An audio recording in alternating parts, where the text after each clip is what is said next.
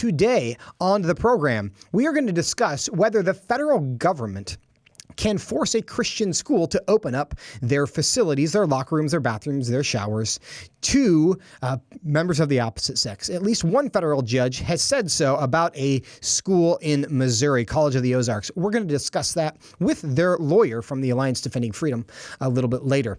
Then we are also going to discuss 1 year after the George Floyd case. What have we learned? Has anything improved? We'll talk about that a little later in the program. We're going to end today's show with Carl Trueman, who has written a really important book that probes the question, why is it that we now believe that people think it's possible to be born into the wrong body? He explores that in his book, and we're going to discuss that with him. But to start the program, U.S. Secretary of State Antony Blinken announced today a $112 million package of assistance for Palestinians and other humanitarian projects in Gaza in the aftermath of the 11-day conflict between Israel and Hamas.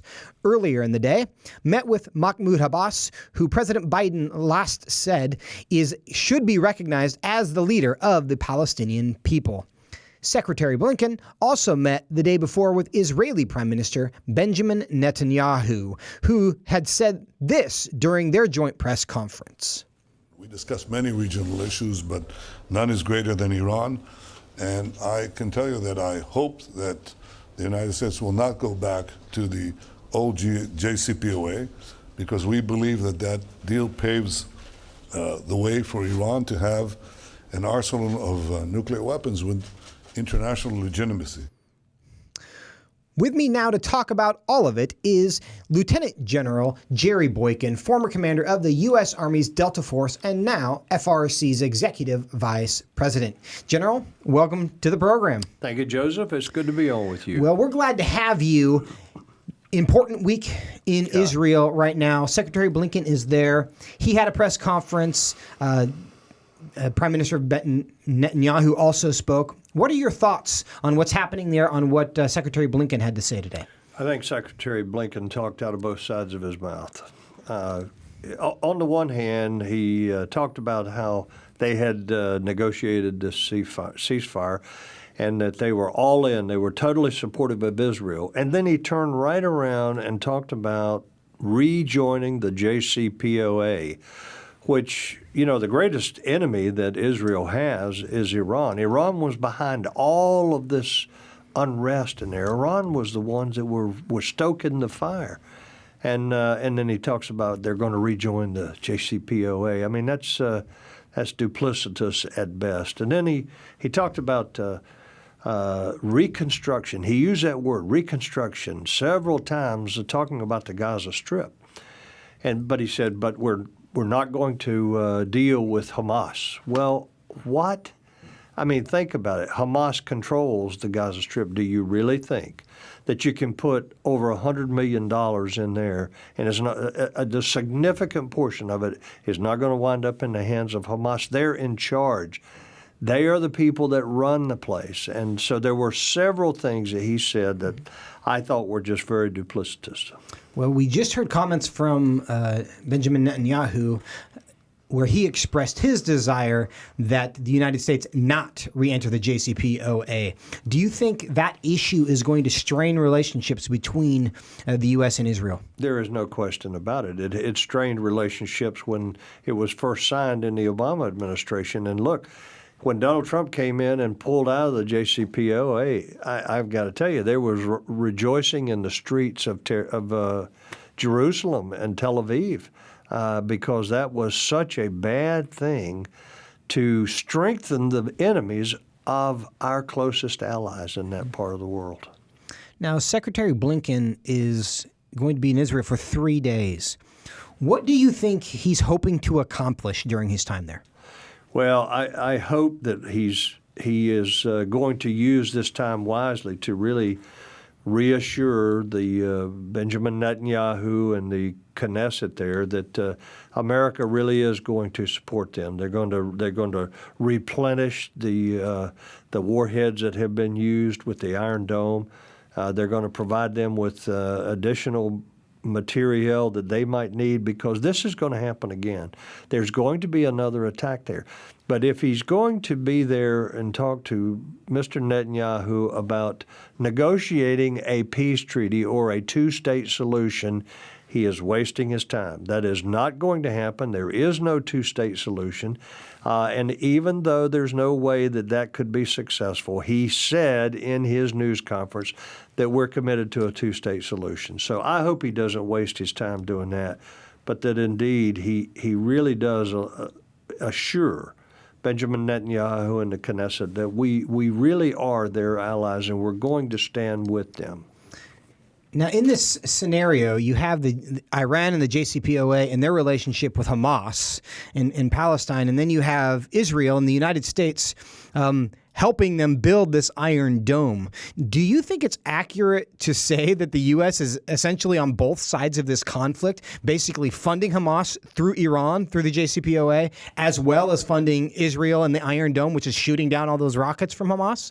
I think you're spot on. I think that's exactly the case. And keep in mind, too, that it's not just Hamas. Hamas is bad, but you've also got Fatah. While it hasn't been declared by the U.S. State Department as a terrorist organization, it is, and that's Mahmoud Abbas. And Mahmoud Abbas, if you take a close look at him, he followed in the footsteps of Yasser Arafat. Yasser Arafat was one of the most corrupt men in the history of the Middle East, and he died with something like a couple of $1 billion in his accounts. And Mahmoud Abbas is almost a clone of him. He's a corrupt man, and it is not in his best interest for there to be a peace negotiation or a peace treaty of any kind or a two-state solution, because he will lose his relevance if that happens. Well, and President Biden had some things to say about President Abbas this week, and I want to listen to that clip and then give you a chance to respond to that. What I've made clear is that it's essential. It's essential that the Palestinians on the West Bank be secured, that Abbas be recognized as the leader of the Palestinian people, which he is. I know you're having some sound issues, but essentially what President Biden said is that it's important that President Abbas be recognized as the leader of the Palestinian people. Now, we know Hamas is also there. Is that the right position to take for the U.S.? Should they try to go through Abbas, or should they be negotiating with Hamas, who, based on the recent conflict, seems to have a lot of influence and maybe arguably more public support than President Abbas does? I think that what he needs to do is accept reality. There are two different Palestinian elements there. One is in Judea and Samaria, and the other one is in the Gaza Strip. And they are not necessarily friends, but they're not unified in any way. And they have actually had little skirmishes between them. But we need to recognize that when you start talking about negotiating any kind of peace or settlement, you're negotiating only with Fatah, which is in Judea and Samaria, otherwise known as the West Bank. You're not negotiating with Hamas down in the Gaza Strip. And what does Hamas do? Whenever there's negotiations like that with Mahmoud Abbas, they fire rockets over into Israel to disrupt whatever peace negotiations or settlements are taking place there. So there's no unity there's not a unified Palestinian people. They have different interests, and it's not in their best interest to come together because of the corruption on both sides there. Given that you think there's no interest on the Palestinian side for peace, that it's not in their best interest, do you have any hope for this ceasefire? Is this going to endure? This is the fourth time that they've had a war in Gaza. It will happen again. Yeah. This is not going to be a lasting peace. It could be a year, it could be 2 years. But it's going to happen again, and that's what they do. But the one thing that came out of this, they destroyed all those tunnels. They destroyed about 60 miles of tunnels out of Gaza that went into Israel that were there just to support their attacks on the Israeli people. And that is one of the good things that has come out of this. But I hope we don't contribute to rebuilding those tunnels. one of the unique things about this particular ceasefire is it was negotiated, brokered by Egypt. Yes, that's right. Is that significant? Do you think that matters? It is significant, and you go back and stop and think of when the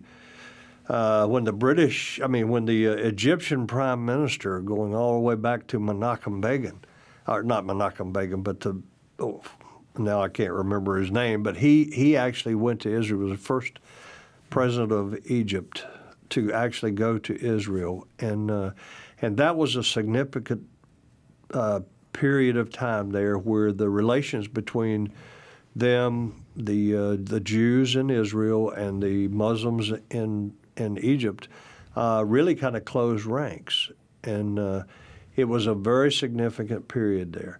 So I think that the fact that this was brokered by Abdel el-Sisi, the president of Egypt, I think that is very significant, and it also shows, I think, how late our president was to the game.